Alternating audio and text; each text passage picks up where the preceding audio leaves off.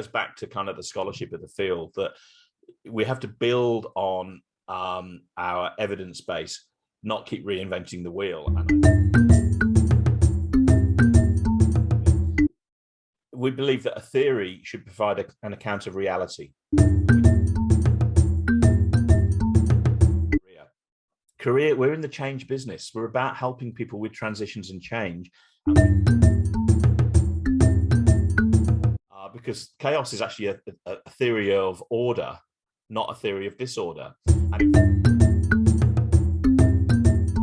in a sense, that's what I want to encourage all of us to do, to still be creative, try new things constantly in our careers. You know, don't be fixed. Don't have a fixed view about what you like and dislike. Don't have a fixed view of who you are as a person, you know. And if you just walk around in circles enough in some dirt, you'll just wear the dirt down until literally you're stuck in a trench and you can't get out. You know, get out from these traps of these boxes that people put us in. We want to live our lives with this on the edge, on this balance between pattern and surprise. Thank you for joining me in a new season of Hoda's Career Info, your career literacy program. I am Hoda, your host and supporter of all your career learning needs. I look forward to another season of career chats with inspirational guests and insightful feedback from you, the audience. Ready to meet this week's multi-talented guest? My guest today is Dr. Jim Bright. He is an organizational psychologist, professional fellow in career education and development at Australian Catholic University, and a visiting professor of career development at the University of Derby, UK. Dr. Bright is also Director, Research and Impact for Become Education, an innovative Australian edtech startup that is applying his research. He has published extensively on career development, including 12 books and over 100 peer-reviewed journal articles, book chapters, reports, and career tests.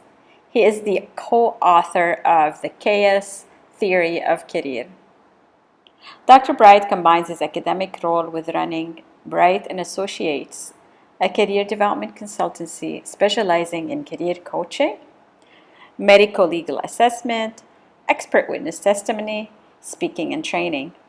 Dr. Bright is also a widely experienced keynote and workshop presenter. He skillfully combines authority, intellect, and most importantly, humor and entertainment to convey important messages about change and creativity in an accessible, fun, and memorable way. Check out my chat with Dr. Bright and let me know what you enjoyed the most about it.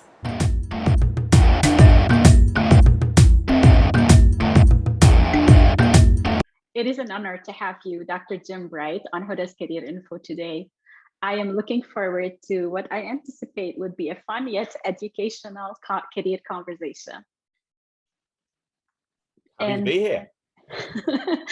Right away, I'm going to give you what I always give my guests is a challenge to define a career term that reflects you and the work that you do. Like for me, it is career literacy because I'm on a mission to educate people about how to choose career and what theories to follow. What would be your career term and how would you describe it in your own words?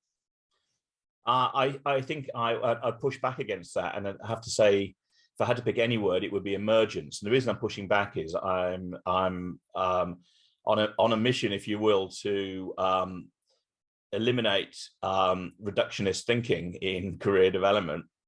And I'm part of the philosophy of the chaos theory of careers is not to discourage people to try to reduce themselves to simplistic descriptions. There's one single narrative will not capture an individual. A 3 or 4 letter code will not capture an individual. The concept of emergence, the self-organizing patterns that emerge from the interaction of a complex dynamic system, that's where the beauty is. That's where the complexity is. That is where the uniqueness of the individual is. And in a sense, it's the uniqueness which is important, I think, when we think about career development, every bit as much as how we are similar. Being similar is great because it allows community and connection, but it's the difference which makes things interesting and exciting. So emergence, I think, if I had to be reduced to one thing, but in fact, behind that are many, many other concepts. So that would be my gig. Well, thank you so much for taking on this challenge. I appreciate it. My other question now to you is, can you tell the audience a little bit about your background and what drives you to wake up every morning and continue to do the work that you do? Well, I'm woken up by the bell and the prison warder opens the cell. No,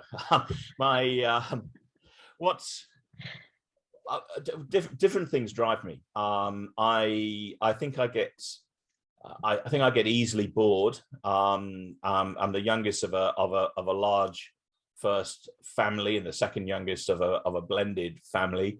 And I think therefore I was probably spoilt as a child and needed constant attention, and I still do. And it will vary in terms of what I'm doing from a career development point of view.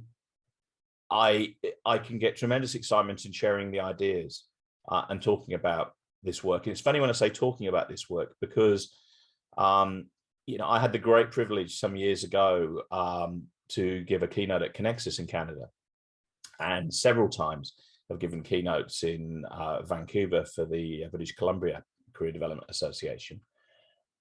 And if you'd asked me, or if you had made a guess when I was at school, at high school, you would never have predicted that I would be comfortable walking onto a stage and talking in front of people. I refused, for instance, to get involved in drama activities or even role plays in English classes at school. Never got involved in school plays or anything like that. Hated speaking in public, like many people do. And it was a really bizarre kind of thing that I discovered I really enjoyed doing it. So that part of it I enjoy. And I do, if I have any strengths at all, and my strengths are modest, it's probably talking, certainly more so than writing, funnily enough. My great colleague, Robert Pryor, who I collaborated with over 2 decades, developing the chaos theory of careers, and many of the ideas are his, is a wonderful writer, one of the best writers I've ever come across, and had the pleasure to work with. So there was quite a complementarity there. I mean, he can also talk underwater as well, I have to say, but he was and is a fantastic writer, which is a weakness for me. So the motivation is, I think, trying to help people understand themselves and get some insights. I mean, I'm trained in psychology, so I guess that's where I come from. And to understand how the world is working. And I'm still very excited by chaos and complexity ideas. And I certainly don't think I've got all the answers, or the fact that myself and Robert have done no more than scratch the surface. In fact, when we first published on this almost 20 years ago, we said, these ideas will be superseded at some point. They'll be looked at as banal, and people will point out where we're wrong. And that's good, because that means that the discipline is moving forward. And that's professionally, I want to see a much greater critical consciousness and a much greater volume of career development research, because I'm passionate about evidence-based practice. And that's what drove us to develop the chaos theory in the first place, that we were dissatisfied with the extant theories back in about the late 90s and felt we could do better. We needed a better account of reality to prepare people for the world. So they're the sorts of things that I suppose drive me. On other occasions, the nerd in me can absolutely get joy in a screen covered in SPSS columns of data to analyze, and the excitement of saying, wow, we found a significant effect there. Wow, there is something going on here. There is a relationship between these variables. A pattern is emerging. Again, that emergence idea. And that enthuses me as well. And bizarrely, I think once people get into the state of mind of chaos and complexity theory, you start seeing it everywhere, because chaos and complexity is how nature works. And you see beautiful patterns, whether it's kind of, whirlpools in a rock pool, or whether it is constellation of stars or shapes of clouds, or mountain ranges, you see what we call fractal patterns everywhere you go. So I get inspiration. I get inspiration going to galleries, art galleries, and looking at works of art and going, wow, what they're doing here is chaos and complexity. Or in the middle of a sweaty rock gig somewhere, usually with somebody tapping them on the shoulder saying, can you get out of my way? I can't see past you. You're a big unit. So lots of different things provide the motivation. And sometimes the motivation comes from, I suppose, a slightly more negative way, in terms of saying, no, I've just been misrepresented. That's not what I'm saying at all.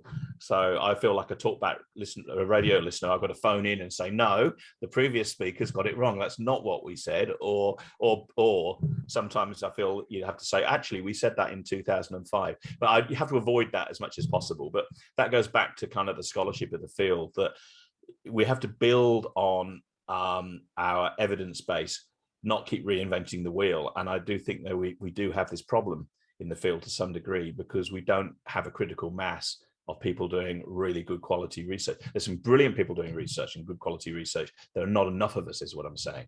And we need a lot more people doing really good quality work.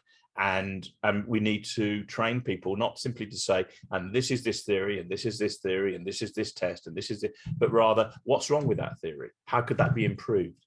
Where are the gaps? That critical stuff. And I think that's what we need to do. Anyway, that's probably a much longer answer than you wanted, but there's some of the things. I could go on all day about what kind of interests and motivates me in the field. No, I loved your answers, because they do build on the next questions that I have in mind. And one of them is the chaos theory of careers. You mentioned it, and you talked about how with research that we really need academic research, if we think about it, in the career development field. I go online and research chaos theory of careers, I find many articles have been written about it. Some I'm like, yes, I think this is what you guys were trying to say. Others I'm like, I don't know. And so if I were to ask you today to summarize it for someone who has never heard of it, very hard to do, I know, but who can, like you mentioned, you go to a concert and you can envision it. Can you help it, summarize it to someone who's never heard of it and allow them to envision it like you do?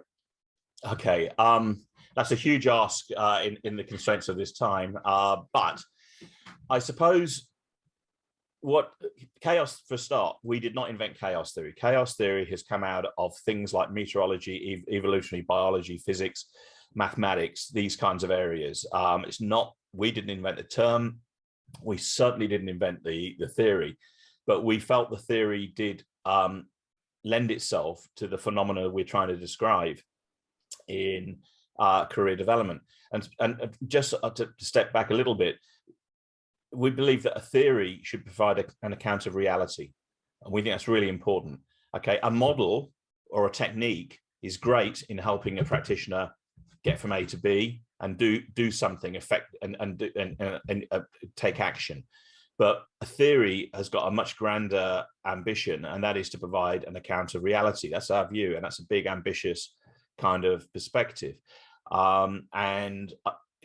Chaos theory, you can see its roots in many different things, but it's about trying to understand dynamical systems. In other words, systems that move, dynamic movement. So dynamical systems, we're systems of potential for movement. You can go back to Poincaré's work on the three planet problem of trying to predict the relative positions of 3 planets. That goes back over 100 years, because obviously planets are moving, because we live in a world which is inherently moving. Jump forward to the 60s, we've got Edward Lorenz, who's a meteorologist, who was trying to predict the weather and weather patterns and ran very basic computer simulations of weather patterns. And famously, he ran these through a very rudimentary computer. And on one occasion, with his mathematical equations, he got a particular result. And then he tried to replicate that on a second run, and he got a totally different result on the second run. And when he went to investigate what had gone on, he discovered he made a rounding error at the 6th decimal place, 1/1,000,000th of a unit on the input value. And that tiny input change caused a radical change. Now, if you plotted out his mathematical equations, they kind of did this. Like if you imagine a figure of 8 on its side, Or, as he said famously at a conference in 1972, it's a butterfly. And he said, if a butterfly flaps its wings in Brazil, does it cause a tornado in Texas? And I'm very aware, as I use that word tornado, about the tragedy that's just unfolded in America because of those.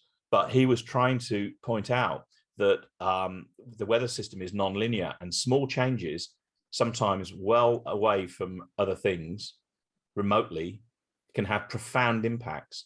Australia is going in, where I am in Sydney, Australia, is going into an El Nino weather pattern at the moment, which means an awful lot of rain. And that is apparently due to small changes, or is related to small changes in the temperature in the Indian Ocean and the Southern Oceans.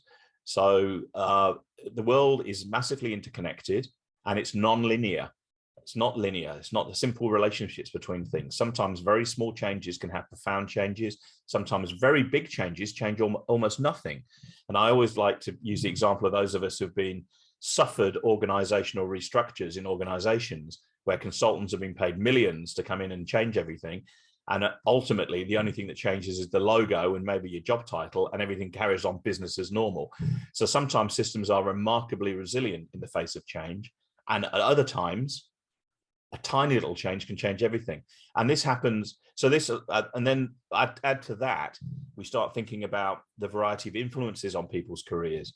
And people like Eleanor Cook in the United States and Wendy Patton and Mary McMahon in Australia, around about the same time, very skillfully adumbrated all of the different kinds of, or many of the different kinds of influences that can come to bear on a person's career.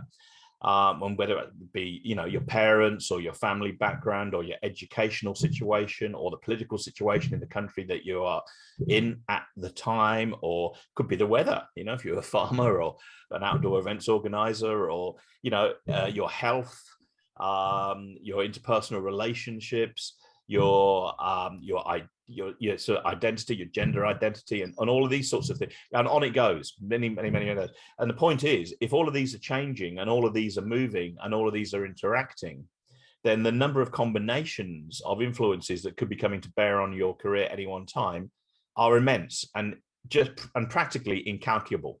That you can't just try to nut out and work out all of the different ways in which these things can influence you, because the numbers are astonishing. And I use a very simple example of the Rubik's Cube puzzle, which has got 54 colored little squares. And in fact, you can twist this puzzle and move these squares around into different combinations. And apparently there are something of the order of 43 quintillion possible combinations simply from 54 squares. So if each one of those squares represented an influence in your life, all of us could identify way more than 54 influences, way more. So that gives you an idea of the level. So we're talking about complexity, and we're talking about change, and we're talking about uncertainty or chance. And these are the cornerstone kind of ideas. And out of these systems, another interesting thing happens. I talked about that butterfly idea.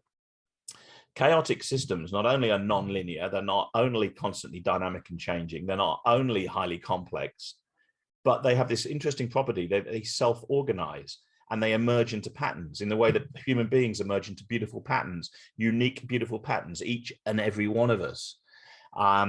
These patterns are called fractal patterns. And the fascinating thing about these fractal patterns is they kind of repeat, but they're never exactly the same. In the same way that if you've been watching lots of presentations with me, you may have seen these glasses before, or you may have seen these glasses before, or and they have. You may have seen these glasses before, or you may have seen Horace Panter's cassette painting behind, or possibly the specials, or maybe a Fez, or maybe a Madness t-shirt, or maybe occasionally I reluctantly get dragged into wearing a shirt, very rarely a tie. So yeah, and I bang on about chaos, but hopefully it's never exactly the same. It never exactly repeats. And if you think about our own appearance, I wasn't born with these grey bits in my hair. Tragically, this has happened to me. I think I'm the first person on the planet who has gone grey in my world. But we're the same but different. So people might recognize you and I from watching the last podcast that you did, or watching the last talk that I gave, but we're different. So there's that kind of paradox of the same but different. And that's what happens in fractal patterns. It kind of repeats, but every iteration is utterly unique, which means every moment is new, every moment is novel. And this gives us history because things change over time. And that's where our histories come from and the history of the world comes from. And what we say is that the basic unit of analysis in career development is the fractal pattern. This immensely complex but beautiful emergent pattern that is constantly changing, is open to influences from outside, and is subject to non-linear change, sudden and dramatic change. And another concept in there is called phase shift, and that is where the whole system radically reconfigures. My personal favorite example, although it's a bit early in the morning in Australia to be talking about it, is when you take this rather useless stuff called water. Magic happens if you stick it in a freezer, and it suddenly turns into something that is critically important in a gin and tonic. So you produce ice. In other words, this liquid suddenly becomes solid, and that's a phase shift. And the other end of the scale, if you make a cup of tea, which is probably more appropriate this time of the day, the kettle gives off steam, which is another phase shift. So in other words, the characteristics and properties of the system can radically reconfigure into something else at different tipping points. All right, so that brings in the notion of a tipping point, and that sometimes happens with human beings. And I've seen this. I mean, I do a lot of medical legal work, and people have been sadly very badly injured at work, and they can change from being outgoing, confident people, extroverted people, to becoming introspective, lacking confidence, anxious, simply in the moment it takes to be hit by a car or something like that. Equally and more positively, people's lives can change and reconfigure dramatically by a chance meeting. And they bump into someone and it changes the whole path of their life. It maybe becomes their personal partner throughout life. The example I always used to like to use was a woman called Mary, who was a real estate agent in Australia, who walked into a pub and bumped into a bloke called Fred. And cut a long story short, she became the Princess of Denmark. So, you know, you walk into a pub, you can meet your prince. So people's lives can transform. And most people will talk about their careers in terms of chance meetings. You know, I remember I got into psychology because I dropped out of electrical engineering at university, and I called up psychology, and the secretary of the department said, oh, we'll have to wait until we see the admissions tutor. We'll have to get all your files from electrical engineering to see whether you're worthy of a place. And I literally got phoned up 10 minutes later by the secretary, and she said, I've just bumped into the admissions tutor in the corridor, and he says you're in. So my career in psychology started sight unseen by a person taking a punt that I would be appropriate for psychology. So you can blame Bill Joinson, the wonderful Bill Joinson, for doing that. He was the admissions tutor back in those days. So that gives you a little bit of an idea. So in chaos theory, we're emphasizing complexity, change, and chance. And we encourage people when we're doing career counseling work to think about themselves in complex terms, and to think about themselves in terms of unexpected and unplanned events, which may have had a positive or a negative impact on their careers, and how they can leverage uncertainty to their advantage. Networking is a classic example of that. Going to networking events, virtually or in person, we don't know where things are going to go. We don't know where conversations are going to lead. We don't know who might show up. We don't know what opportunities might arise from that. My good friend Tristan Hooley in the UK, I met through Twitter originally, along with David Winter, and we ended up writing a book together. So, you know, social media is not just about your breakfast and taking photographs of it. It can lead to these wonderful collaborations and friendships. So they're all examples of kind of chance events. And that's what we want to emphasize. And the dynamic aspect of career. We're in the change business. We're about helping people with transitions and change. And we must start characterizing that as continual change and discontinuous change. There'll be periods of relative stability where nothing much seems to be happening, although it is, even if it's just the aging process day to day. But occasionally, sudden and dramatic things will happen, both positive and negative. And that places limits on our ability to predict, and it places limits on the usefulness of plans. And it reminds us that we should spend just as much time working on planmanship. In other words, not only how to devise a plan, but how to abandon a plan, how to revise a plan, nuance a plan, how to suspend a plan when it's not working, and how to maybe reinstall a plan when the opportunity arises. So teaching people how to deploy plans is just as important as teaching them how to set a goal, for instance.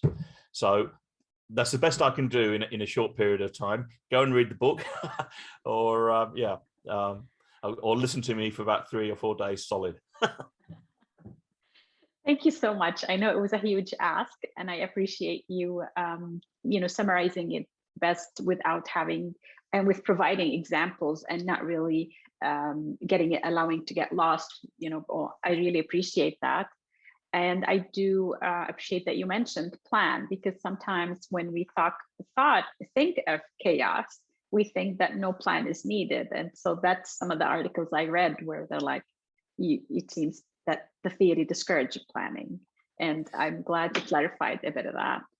Yeah, I mean, that's an example. Part of the problem we had using the word chaos is the common meaning of that is everything's uncontrolled and unpredictable.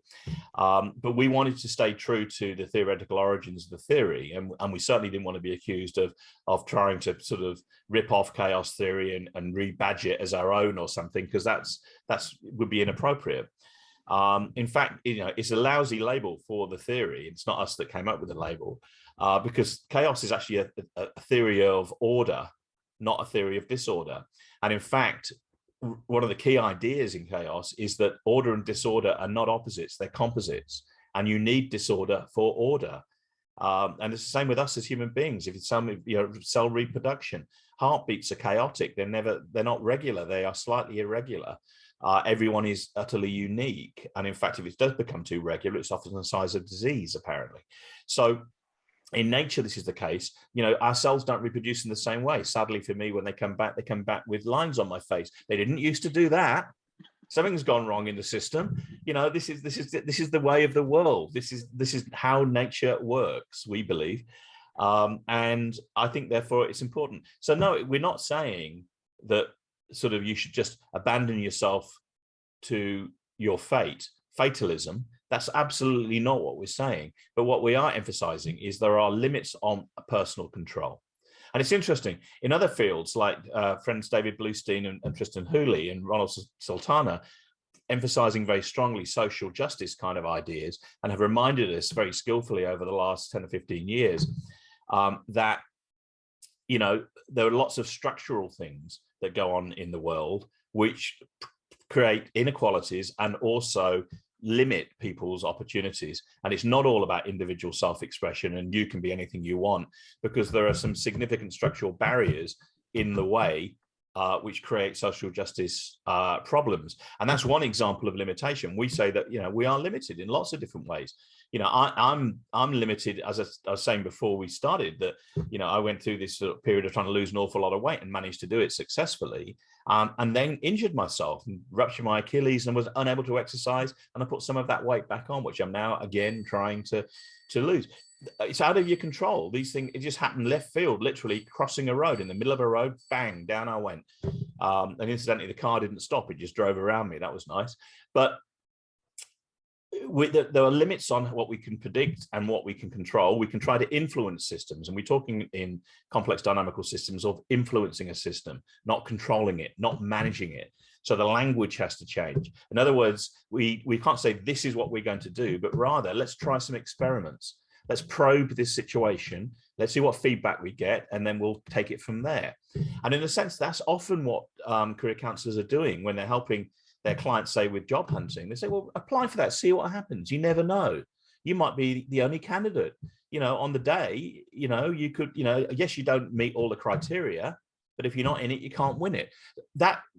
Those kinds of strategies are about exploration and about trying to give a nudge to uncertainty, which might push you in the right kinds of direction. So that limitation can be structural. It can be things bigger than us, beyond us, which create problems. And for instance, people like Tristan would say we as a profession need to, and David would say the same, would need to lobby and be aware of and try to work towards eliminating or reducing social justice issues as much as we possibly can, and the inequalities as much as we can. And that's a very worthy and worthwhile thing to do. But equally, in lots of other areas as well, we need to discourage people from believing that they're kind of the master of the universe and they can do absolutely everything they want, because they can't, you know. And I think it's you know, we talk a lot about this notion of limitation, but it's actually quite a good thing. People say, oh, you're disempowering people. No, we're not.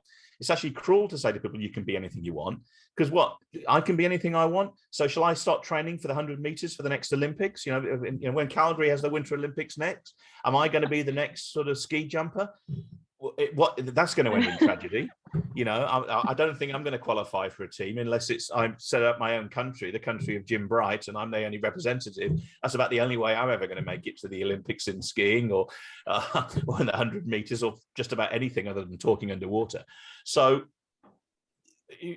I'll be wasting my life trying to do that. But if I'm really interested in sport and skiing or what have you, maybe I could be a good coach or motivator, or maybe I could raise money for teams to send them to the Olympics, or maybe I could just sit in the stands and kind of scream and support. And I think that's a really important kind of notion in terms of career development. Not everyone is going to have you know, the skill set or the abilities, and it's not simply a case of acquiring them either. You know, certainly with examples like sporting prowess, there are physical limitations. Our bodies are different. Our muscles are different. We're all born different, and some people are blessed with highly athletic bodies and potential to be able to become wonderful gymnasts or runners or swimmers or whatever it may be, and you know, some of us are not. And consequently, that's why we're in the business, because there are individual differences out there, which actually implies some degree of limitation. So yeah, it's not about saying don't try to influence the system, don't try. Yeah, by all means have a plan, but you've got to be flexible about it, and you've got to be prepared to change it and revise it. And I think this is where the problem lies. In fact, we say goal setting is actually an attempt to reduce complexity. And what you're doing in goal setting is you're oversimplifying the world, saying basically, I'm here, that's the goal, everything else I can ignore. And that works perfectly in a psychology laboratory when there's no extraneous factors influencing behavior.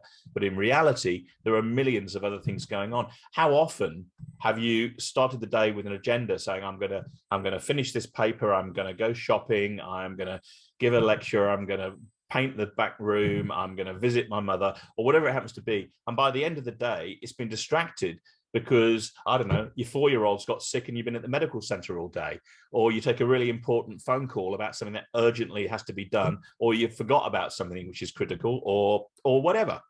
Or a friend unexpectedly drops in to see you who you haven't seen for years, and it'd be rude to say, I'm sorry, I'm going shopping, I've planned it. Right? So we all experience this all of the time, and we actually are natural chaos theorists in our life. But somehow we go into a career development session, and everything is rigidly tied down with plans, 5-year plans, and a lot of this stuff is fantasy. And what it's not doing is we're missing the opportunity to help these people deal with the twists and turns, the wefts and warps in their lives. And I think that's a really missed opportunity. We can work with people on that. I appreciate your examples, truly, because they, you know, give us more ideas of what chaos means in our lives, for sure. You mentioned music so far, and in your tweets and posts, I also see the influence of art and music in your life, but also in the work that you write. Every piece, every article you write, you kind of have to mention music or art, and I love that. But if I were to ask you, can you share why they are important and how they relate to career in general, or in particular, whichever you'd like to take? Well, because art is an expression of life, and art is, I think, makes life worth living. I think it inspires us, it lifts us, it provides us insights, and it reflects our emotional journeys, our emotional lives. And it is, I think it's incredibly moving. And I think most of us appreciate art. When I say that, that doesn't mean wandering around the Louvre and kind of peering over some tourist's shoulder to have a look at the Mona Lisa, and oh, that's a high art, you know, that's wonderful. What he's done there with the enigmatic smile is an amazing piece of brushwork. I don't mean necessarily that. It could just be listening to to the radio in the car and liking a song and it lifting your mood. That's art. That's the impact of art. And it is very important to me. And there was actually a very profound moment for me in Canada, which, and it really was a chill down the spine kind of moment. I was listening when I was about 15 years of age in England to the radio. And there was on Radio 1, which is the young person's popular radio station in Britain, pop music station. They had an arts program on a Saturday afternoon called Walter's Weekly. And on that, they featured a exhibition that was opening at the Tate Modern Art Gallery in London with a Swiss artist called Jean Tinguely. And just on the radio, just hearing the descriptions of his artwork, I thought I wanted to see this. And I made the decision to hop on a train. And I was about 100 miles north of London. And it was the first time I'd been on a train on my own. And I took myself off to London on the train and got across town to the Tate Gallery. It's moved, the old Tate Gallery. And I turned up and I walked into this room. And the first room was an exhibition in a room which must have been, I don't know, 20 meters square with 20 meters ceiling, huge room, big room or more, I can't think. And it was full of all of this machine made up of old farm equipment, cogs and wheels and pulleys. And it took up almost the whole room. It was enormous. And all it did was spin a garden gnome around at high speed. And this was a kinetic sculpture by Jean Tinguely. And it was a commentary on how much of our industry and our work is ultimately facile, to what end. And it absolutely captured me. And I went through the exhibition, thought it was absolutely wonderful. And I've been a big fan of Jean Tinguely ever since. Fast forward to Vancouver Island. Sorry, not Vancouver Island, the island in Vancouver, whose name's just escaped me. The little island where there's an artist enclave in Vancouver. All my friends in Vancouver will be going, oh, Jim, how have you forgotten that? Granville Island. Granville Island. And Norm Amundsen was very generously hosting me, and he dropped me off on a Sunday afternoon and said, I think you'll like this, Jim, have a look around. And I walked around, and there's all these little artist studios there. And in one, there was this phrase in the window, which said something along the lines of, resist the neurotic temptation to fix the instantaneous, live in motion and with motion for a perfect life. I'm paraphrasing. And I thought this is absolutely wonderful. I took a photograph of it. And then I looked down at the bottom and it says Jean Tinguely, 1958. And it was Jean Tinguely's manifesto that he actually dropped out of a plane over Dusseldorf in a piece of paper about saying art is living and it's about movement and it's about change. And suddenly there I was about to give a keynote on the chaos theory of careers. And in fact, I'm getting a chill thinking about it now. And suddenly it's like my life makes sense. It was like what I did as a 14, 15-year-old boy and what drew me is now become my message and become my life. And it was a very defining moment for me. And then I discovered soon after that Tinguely in the early 70s had produced two kinetic sculptures called Chaos 1 and Chaos 2. He was a chaos theorist way before I ever got involved in this stuff. Something drew me to Jean Tinguely and has drawn me to chaos theory, totally separated in time and space.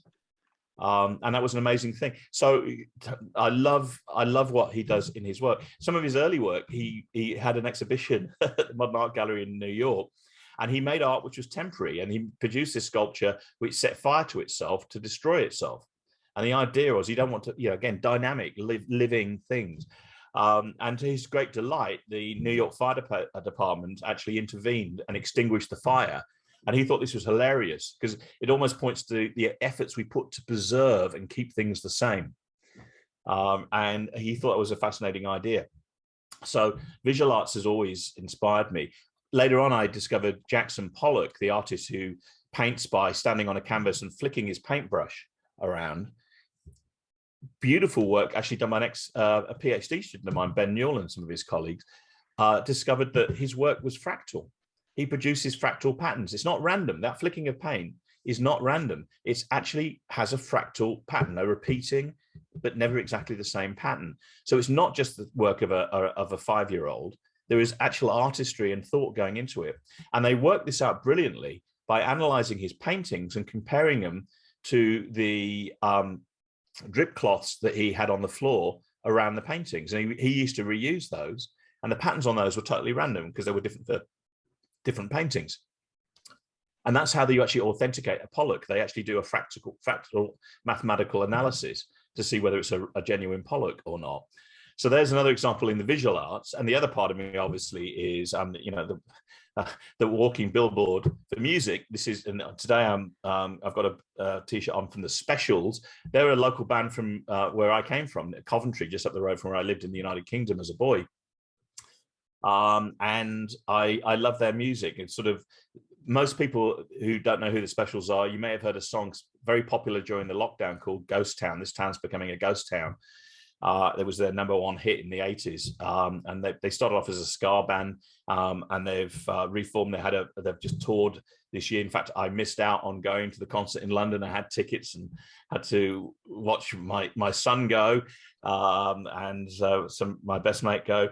I did get the t-shirt for it. And another band behind me, that's actually a band musical link as well. It's a cassette tape, but it's painted by Horace Panter, who's an accomplished artist in the United Kingdom, but he's also the bass player of the band, The Specials.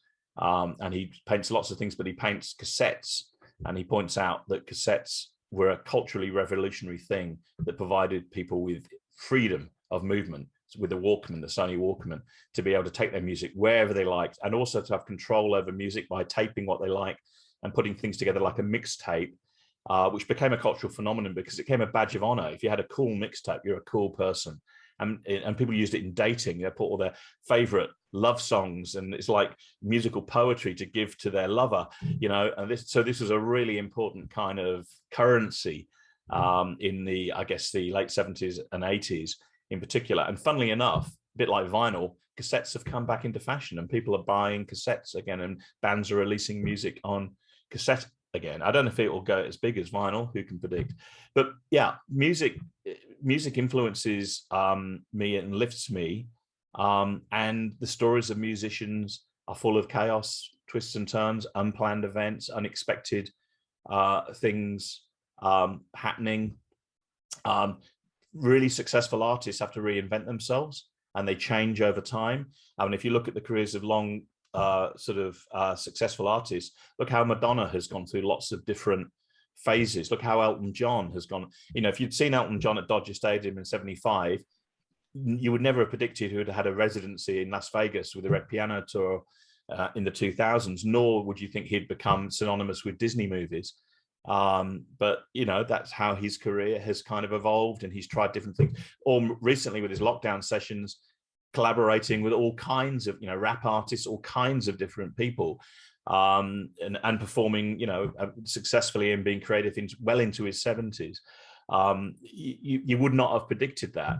And I think it's those bands that reinvent themselves that perform well. I mean, I'm a big Madness fan, an English band, and they're still producing new music, as are the Specials. Specials had a new album out this year, Madness a couple of years ago, still creating, still doing new things. And in a sense, that's what I want to encourage all of us to do, to still be creative, try new things constantly in our careers.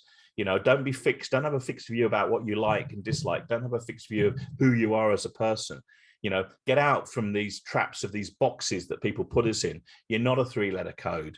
You're not a 4-letter code. You're a complex, dynamical, open system who has got potential, and has got potential at every stage of life to reinvent and to change and to surprise. And I think that's important. The relationship between pattern and surprise, which we call the edge of chaos. We need some pattern in our life, otherwise we couldn't cope. We need to know that, the fridge will be there. And if you haven't got adolescents in the house, there'll be some milk in the fridge so you can make a coffee in the morning. We need a certain degree of predictability. We need to know that when the lights turn green, it's safe for us to drive through the junction. Sadly, we also know, unfortunately, although it should be safe, it's not always the case because there's inherent uncertainty. But we want to live our lives with this on the edge, on this balance between pattern and surprise, constantly trying to surprise ourselves, constantly trying new things, but equally with some degree of self-similarity and a degree of stability. Too much stability, you become rusted out, you become bored, you become repetitive, you become literally stuck in a rut. And if you just walk around in circles enough in some dirt, you'll just wear the dirt down until literally you're stuck in a trench and you can't get out. So we need to constantly be trying in different things and acquiring new things and keeping our mind open to possibilities. And that is an inherent philosophical position of the chaos theory of careers. Your day-to-day examples, how you simplify them, really clarify your thoughts, and I appreciate that. So thank you on that. I've got one final question for you. I hope you have time for it.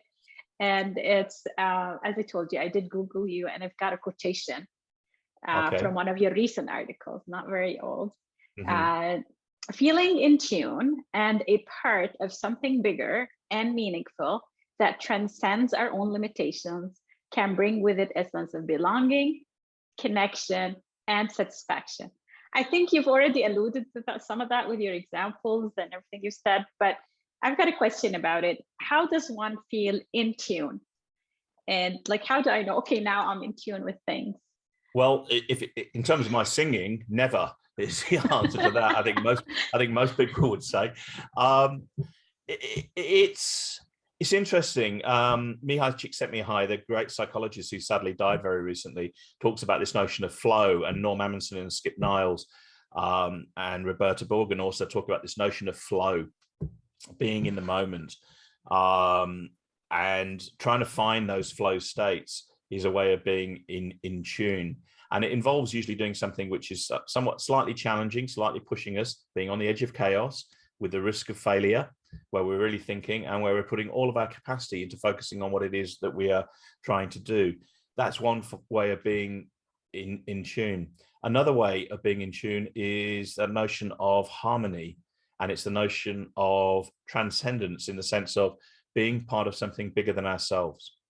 Now, we've talked about this in terms of social justice, where that can be a negative, where those things bigger than ourselves are working systematically to keep us down. And that is a real problem. But sometimes it can be uplifting as well to be part of something where you are not a cog in a wheel, but you are an individual who adds their voice in a way which complements, which is harmonizes, where your contribution, there's a line of sight to your contribution, and you're not lost in the crowd. You're not a stick figure in a Lowry painting in the north of England, just going into the Satanic Mills in Lancashire. You have a voice, you have a contribution, but you also recognize that together we can create far more, do more creative things, do more productive things, do better things sometimes than we can generally do alone, because we have limitations. And that complementarity and recognizing you can't do everything, you can't be good at everything, you can't be the best at everything, and relaxing in your own skin and reaching out and being open to other people, to work collaboratively and productively with other people, and celebrating other people, and that sense of community. Mark Zavikas was used to say that, work is social. So it's a powerful way of bringing us together. It's not the only way, but it's a powerful way of bringing us together in community, because the fact is most of us need to spend most of the week doing it to pay for the bread on the table. So that communing can be incredibly powerful, and that is where you can sometimes be in tune. And I think part of our job, Norm Amundsen likes metaphors. Maybe we're all piano tuners. Maybe our job as career development people is to help tune that piano so people can play a beautiful melody on that piano. And in a sense, we've all got that in us. We've all got that song within us. And in fact, I've often used that metaphor and said each one of us is uniquely has our own unique song. And the skill is to be able to play that song in as many different ways as possible. You could do a classical arrangement of it. You said you like violins. You could do a version with violins to the fore. You could do, I like ska music. You could do a ska version of the song. You could do a heavy metal version of the song. You could do a rap version of the song. And this is going back to that point about artists reinventing themselves. We need to do that ourselves as well. We can't necessarily change a song. We have our song. It's a case of being creative with it and harmonizing and finding ways to make those connections with others so that we can contribute. And when we contribute, we're connected. And when we're connected, we feel good about ourselves. And through that, we are helping, because authentic connection ultimately is helping other people. And I think that's what we all try to do as career development professionals. So that's kind of what I'm trying to get at with that notion of transcendence. It's not all about us. We are not at the center of the universe.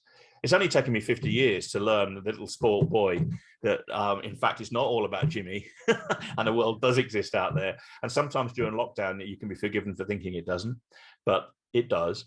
And that's where the real satisfaction comes from. And sure, for some people, they need that. If they're extroverts, they absolutely feed off that. And if you're introverted, perhaps you find that more challenging. But we all need other people, however we do it. Whether we're a writer, we need an audience for our work. You know, we may not want to see the person face to face, but we want to feel that it's being received and it's being considered, and hopefully it's being used and it's being helpful. This is great advice, and it is being received. I can tell you by me for sure. Thank you. Thank you so much, Dr. Bright. These are all the questions that I had for you today. Was there anything else you wanted to wrap up with before we close? Well, I'm not very good at rapping, so I don't think it's a good idea for me, of all people, to get on that path. Your final question definitely wrapped up great advice, and I appreciate that. I mean, your final answer to the question. Thank you so much for your time, and keep doing what you're doing. Thank you. It's my pleasure, and I hope to see you all in Canada in person one day soon.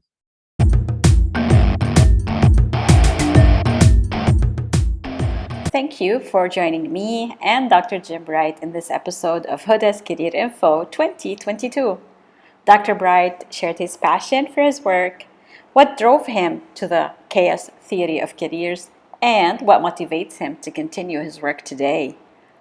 Please share your thoughts on Dr. Bright's journey and what motivates you about your work. You can connect with Dr. Jim Bright on LinkedIn and Twitter. Please remember that you can listen to Hoda's Career Info, since it's also dropped as a podcast. To let me know if you or anyone you know works in the career field and is interested in an opportunity to talk about your experiences, you can send me a direct message on my website, rightcareerfit.com, where you can also sign up for my newsletter to stay up to date on the latest episodes. Remember to like, subscribe, share, and follow Right Career Fit on social media. Until next time, keep moving forward in productive ways.